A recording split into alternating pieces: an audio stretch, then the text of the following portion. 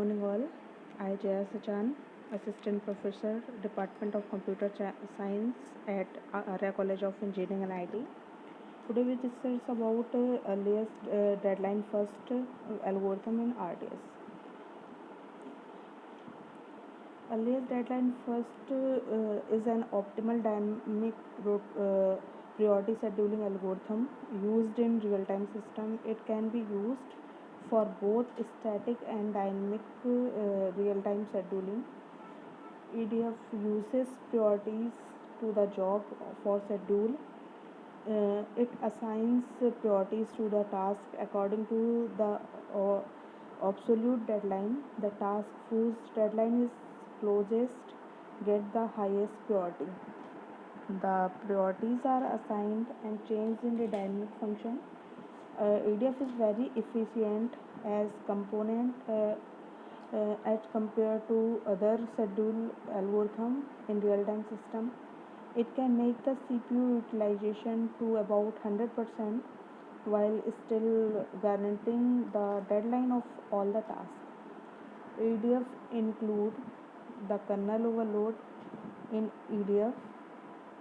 If the CPU usage is less than 100%, then it means that the task have met the deadline. EDF finds an optimal feasible schedule.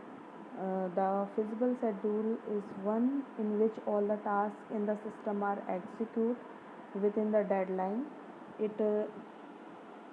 if dead, if EDF is not able to find a feasible schedule for all the tasks, the real-time system, then it means that no other task schedule algorithm is real-time system can give a feasible schedule. All the tasks which are ready to execute should announce their deadline to EDF when the task become runnable. And the example, this is the example of rate monotonic. We schedule the following task set of rate monotonic priority assignment, where t is equal to 1 comma 4 and t2 is equal to 2 comma 6, t4 is equal to 3 comma 8, where u is equal to 23 upon 24. The utilization greater than the bound, there is a deadline miss. Obvious that at time 6, even if the deadline of task T3 is very close, the schedule describes the scheduled task T2. This is the main reason why T3 misses its deadline. Here the example of scheduling with EDF. Now we schedule with the same task set with EDF.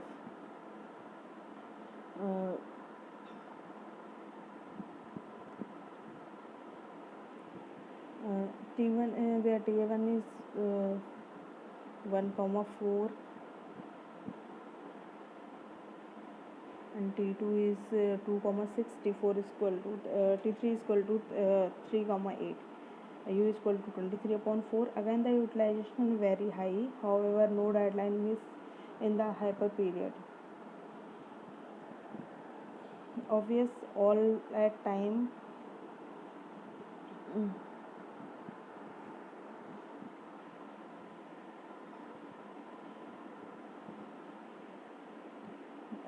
the problem does not appear at the earliest deadline job.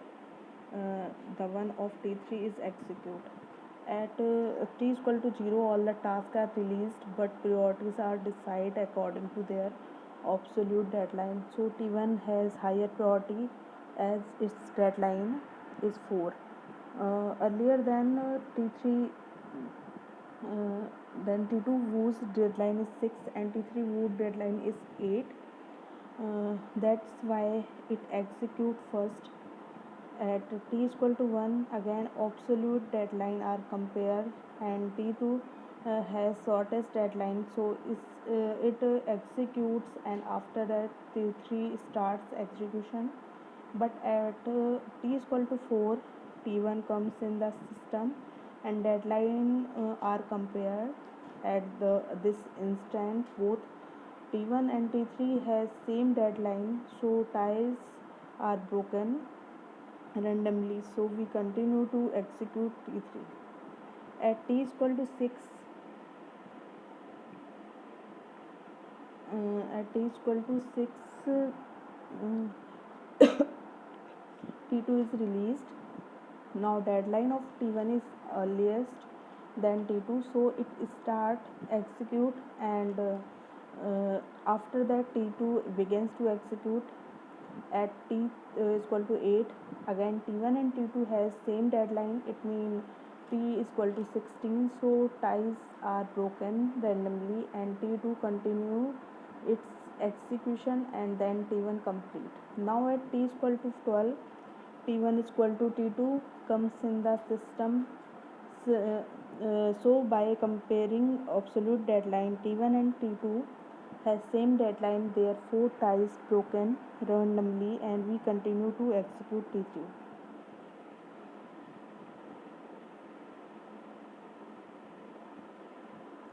And at when t is equal to 13, T1 begins its execution and end at t is equal to 14. Now T2 is the only task in the system, so it completes its execution at t is equal to 16. T1 and T2 are released together. Priorities are decided according to absolute deadline, so T1 execute first as its deadline is t is equal to 20 and T3's deadline is t is equal to 24.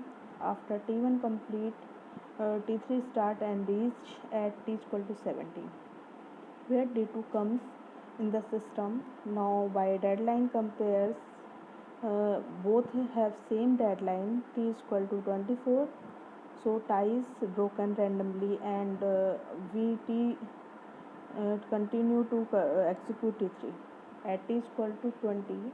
Both T1 and T2 are in the system and both have same deadline, t is equal to 24, so again ties broken randomly and T2 executes. After that T1 complete its execution.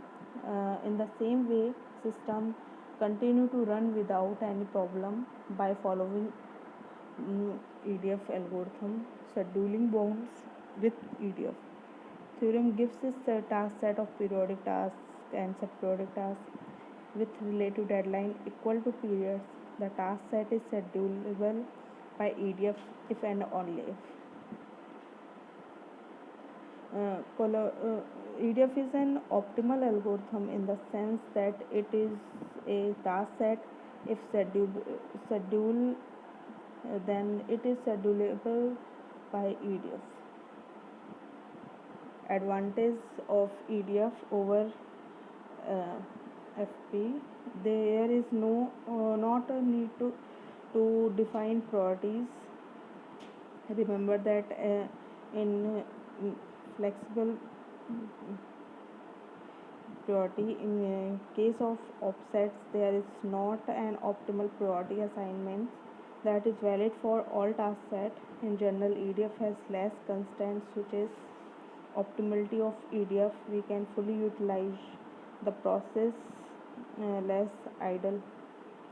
Disadvantage of EDF: EDF is not provided by any commercial real-time operating system because of some disadvantage: less predictable, less controllable, more implementation overhead.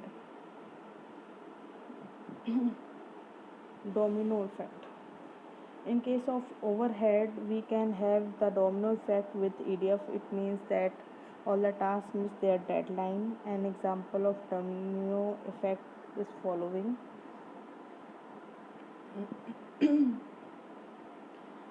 As the above figure, t is equal to 15, all tasks misses their deadline almost the same time. FP is more predictable, only lower priority tasks miss their deadline in the periodic example if we use FP. As you can see, while T1 T1 and T2 never miss their deadline. T3 missed a lot of deadline and T4 does not execute. However, it may happen that some tasks never execute in case of high overload with while EDF is more fair.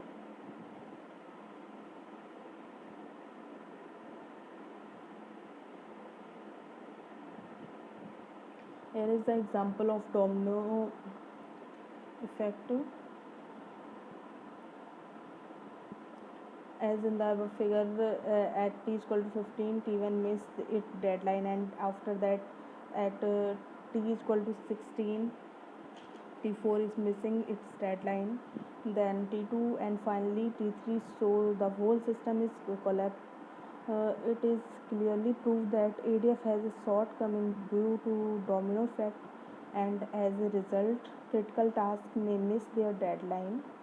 The solution of this problem is another scheduling algorithm, that is least laxity first. It is an optimal scheduling algorithm. Demand bound function and demand bound analysis are also used for schedulability analysis of given set of tasks.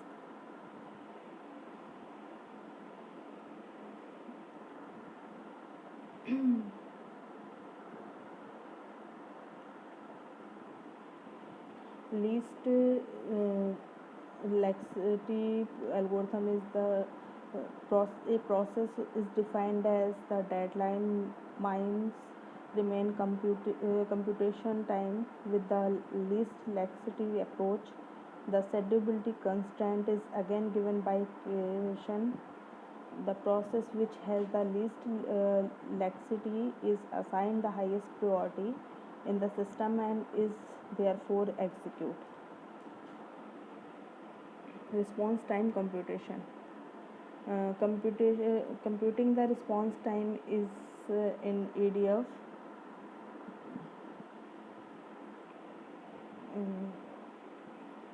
is very difficult, and we will not present it in this course. In FP, the response time of a task depend only its computation time and on the interference of higher priority tasks. In EDF, it depends in the parameter of the all tasks. It all offset are 0. In FP, the maximum response time is found in the first job of a task. In EDF, the maximum response time is not found in the first job but in a later job. Generalization to deadline different from period. EDF is still optimal when relative deadline are not equal to the periods. However, the schedulability analysis formula become more complex. If all relative deadline are less than or equal to the period, if first sufficient text consists in substitution with TI and DI. In fact, if we consider each task as a subperiodic task with inter-arrival time DI instead of TI, we are increase the utilization. U is less than U dash. If it is still less than 1, then the task set is schedulable. If it is larger than 1, then the task set may or may not be schedulable. Demand bound analysis. In the following slides, we presented general methodology for schedulability analysis of EDF scheduling.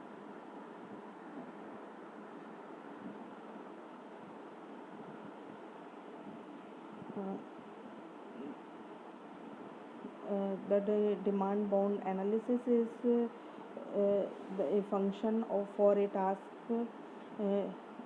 Ti is a function of an interval t1 comma t2 that gives the amount of computation time that must be complete in t1 comma t2 for ti to be scheduled. Example of demand function.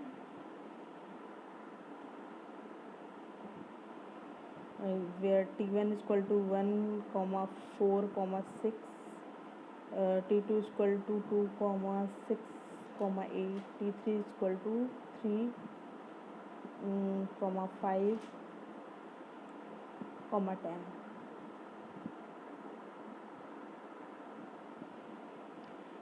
Let's compute df is a certain interval, where let's df is equal to 7 comma 22 is equal to 2 comma 2 into c1 plus 2 into c2 plus 1 into c3 is equal to 9.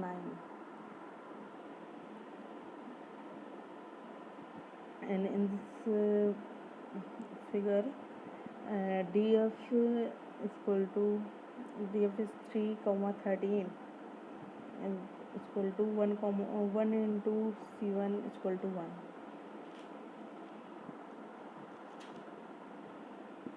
And here is df 10 comma 25 is equal to 2 into c1 plus 1 into c2 plus 2 into c3 is equal to 7.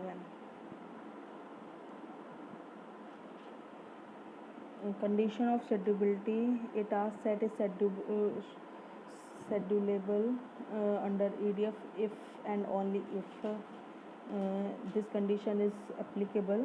In the previous example, these are the DF which we can calculate it. We should check for a infinite number of intervals. We need a way to simplify the previous condition. Demand bound function for a set of synchronization periodic tasks, it means with no offset. In plain word, the worst case demand is found for intervals starting at 0, and this is the equation of demand bound function. Condition on demand bound function.